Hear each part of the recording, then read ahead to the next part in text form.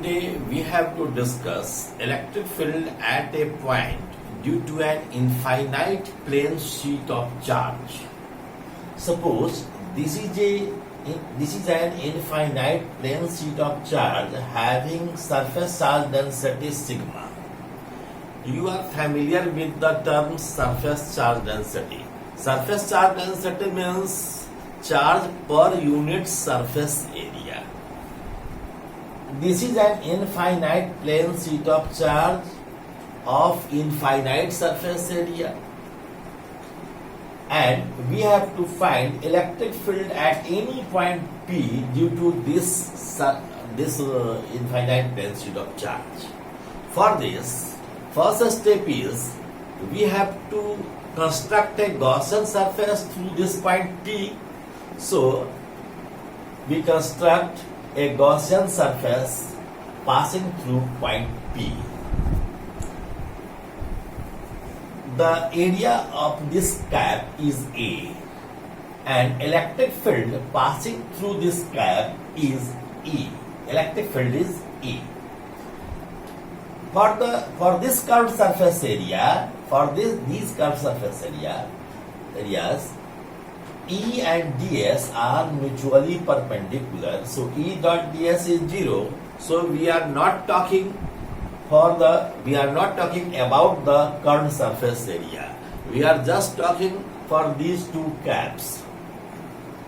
So total electric flux through this Gaussian surface area is phi is equal to E dot A. EA is the flux through this cap and EA is the flux through this cap. So the total electric flux is 2EA. This is equation 1. E dot A is EA cos theta. Since electric field vector E and A are along the same direction, so theta is 0, so cos theta here is 1. And when we apply Gauss law, phi is equal to Q inside by epsilon naught. Q inside means ये जो Gaussian surface के अंदर में total charge कितना होगा. अगर cap का area A है, इसका मतलब है कि केवल इतने ही एरिया में जितना चार्ज है उसी की बात हमें करनी है. यह एरिया अगर ए है तो यहाँ भी एरिया ए ही होगा, और इस एरिया के अंदर कितना चार्ज हो सकता है.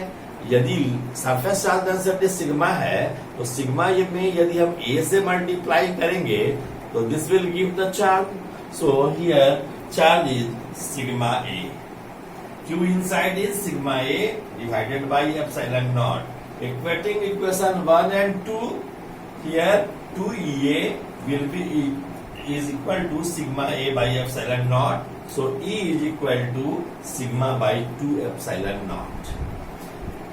Here it is obvious that electric field at P does not depend on the distance of the point P from the surface.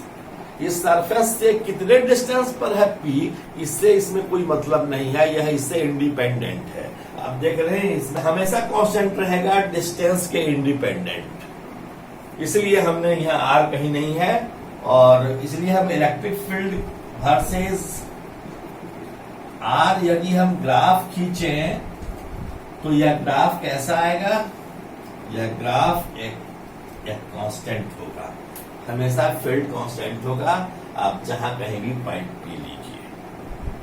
एक चीज और है कि इनफाइनाइट लाइन चार्ज हो या infinite plane sheet of charge हो, किसी भी केस में इनफाइनाइटली लॉन्ग है तो इनफाइनाइटली लॉन्ग का मतलब हम बताते हैं कि यह बहुत लंबा होगा, बहुत बड़ा होगा, वेरी लॉन्ग होगा. लेकिन यह एक रिलेटिव टर्म है. वास्तव में यह एक रिलेटिव टर्म है.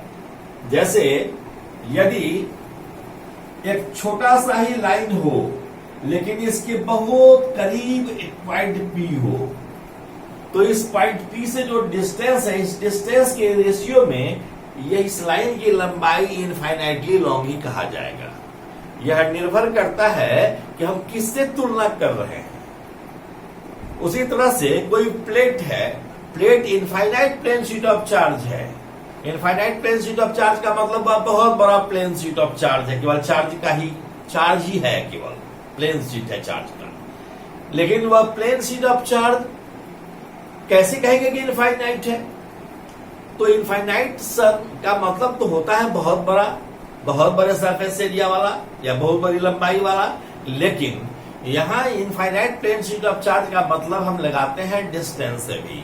यदि डिस्टेंस कंपैरेटिवली बहुत छोटा है, ऐसी स्थिति में इस सरफेस एरिया को हम कहेंगे infinite plane sheet of charge. So इस बात को आप ध्यान देंगे। और यहाँ इस केस में हम देखते हैं कि E is equal to sigma by 2 epsilon naught होता है। Suppose there are two plane sheet of charge. Their charge densities, surface charge densities are sigma A and sigma B. There are two infinite plane sheets of charge A and B having surface charge densities sigma A and sigma B respectively. You have to find electric field at any point P, Q and R. हमें P पर भी निकालना है electric field, Q पर भी निकालना है electric field, R पर भी निकालना है इलेक्ट्रिक फील्ड। देखिए ये इलेक्ट्रिक फील्ड कैसे निकलता है, कैसे क्या करेंगे। सबसे पहले सोचें कि इसका डायरेक्शन कोई दे दे। मान लीजिए कि हम इधर यूनिट वेक्टर R लेते हैं, यूनिट वेक्टर R दिखा रहा है डायरेक्शन, इस डायरेक्शन को हम पॉजिटिव मानेंगे और इसके विपरीत दिशा को हम निगेटिव मानेंगे। अब हम सबसे पहले P की बात करते हैं। इस P के P पॉइंट जो है A के भी लेफ्ट है, B के भी लेफ्ट है। तो यहां पर इलेक्ट्रिक फील्ड A के कारण किधर होगा?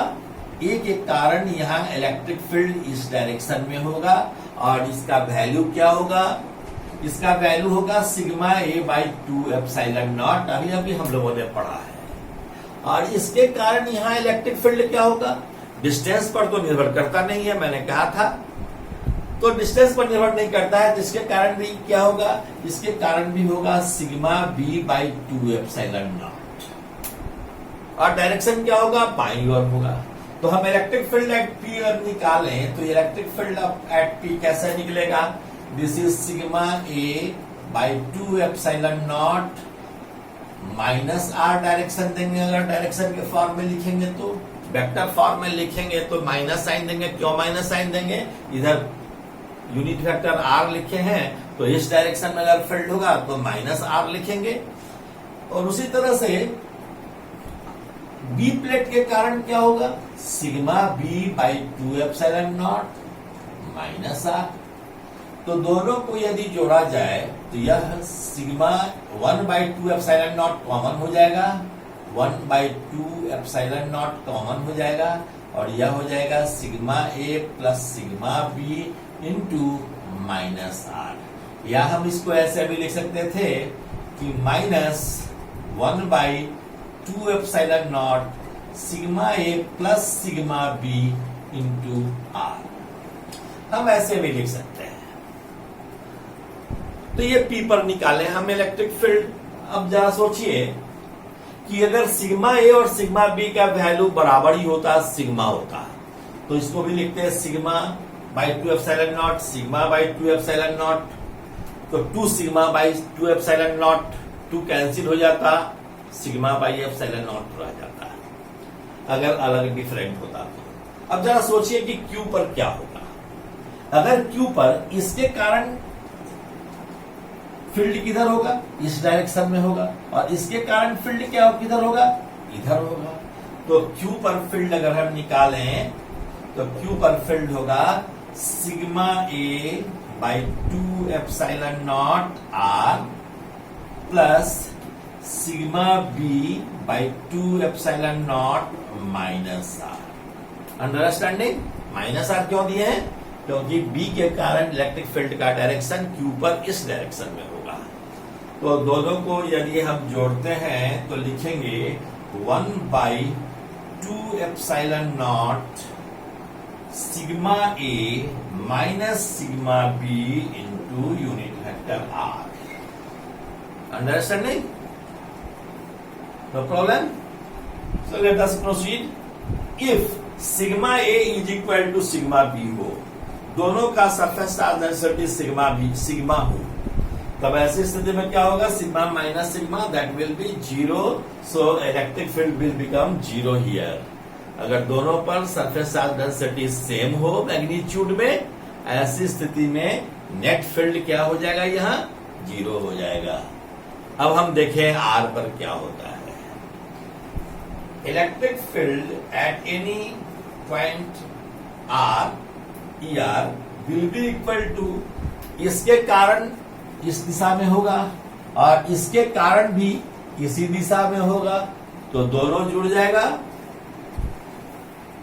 ए के कारण होगा sigma A by 2 epsilon naught R, plus दूसरे के कारण बी के कारण होगा sigma B by 2 epsilon naught into R. So this is equal to 1 by 2 epsilon naught sigma A plus sigma B into unit vector R. इस तरह से यदि कितने भी प्लेट की संख्या हो, बीच में फील्ड निकालना हो, तो हम फील्ड निकाल सकते हैं. यहां सपोज कीजिए कि एक थिक प्लेट है. अभी हम प्लेन शीट ऑफ चार्ज पढ़े थे.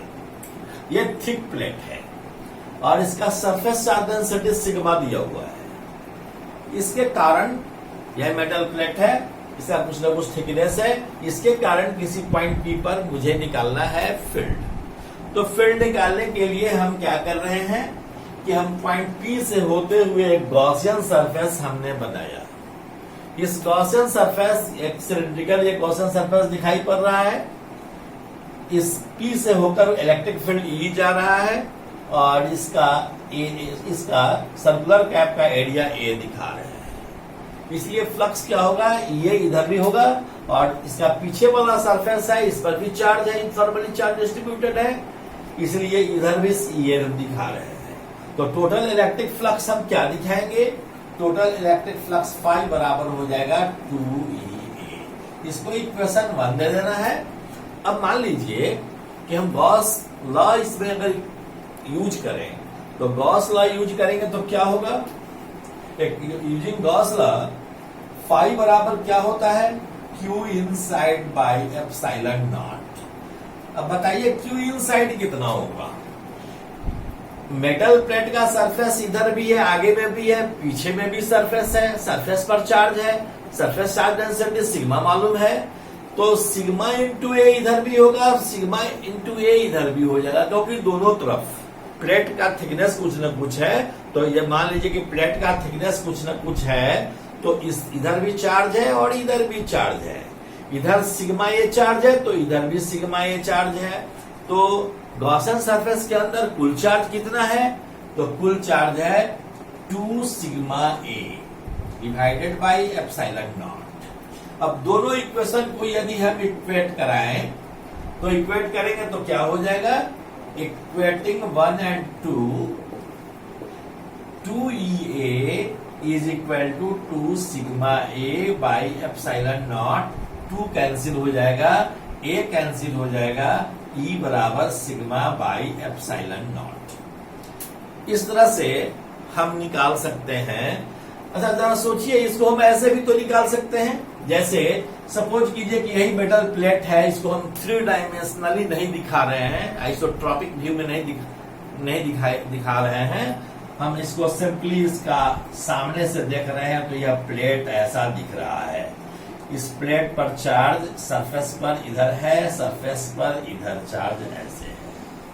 सपोज कीजिए कि पॉइंट पी यहां है, तो पॉइंट पी यहां है, तो इस पॉइंट पी पर इलेक्ट्रिक फील्ड क्या होगा? तो इसके इस सरफेस के कारण भी इलेक्ट्रिक फील्ड होगा, इस सरफेस के कारण भी यहां इलेक्ट्रिक फील्ड होगा, इस सरफेस के कारण इलेक्ट्रिक फील्ड होगा सिग्मा बाई 2 एप्सिलॉन नॉट, और इसके लिए भी होगा सिग्मा बाई 2 एप्सिलॉन नॉट.